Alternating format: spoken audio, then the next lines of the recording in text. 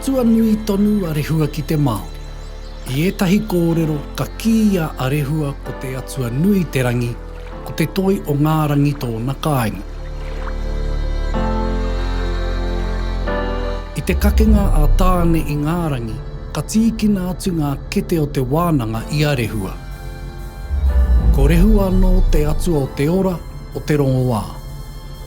Ko matariki tana wahine, toko waru a rāua tamariki, e tohu ana tēnā me tēnā e ngā whetu o te kāhui o matariki.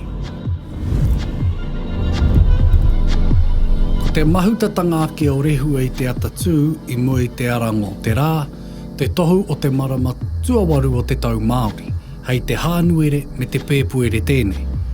Ka kia no tēnei marama ko kohi tātea, ko kai tātea, ko ahuahu mataora, ko wairehu, ko te waru.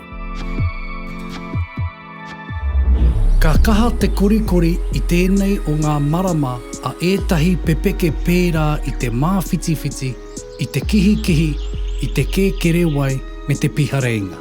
Ka kia ēnei pepeke ko ngā manu a rehua.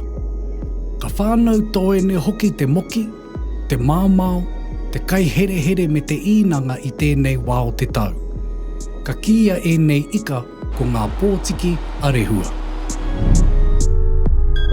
He tino kino te wera o kohi tātea. Ka mutu i te ngau kino o te rā, ka kia he whakaruhi tāngata. Ko te kōrero a te Māori ka puta i tēnei wā hei whakamārama i te kino o te wera, ko rehua ka i te patu.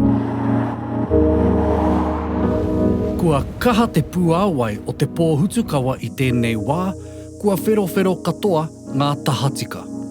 Ko te whero te tohu o tēnei wā o te tau, ka whero mai hoki ko rehua, ko ōna tohu e rua ko te whai te mātauranga me te pakanga.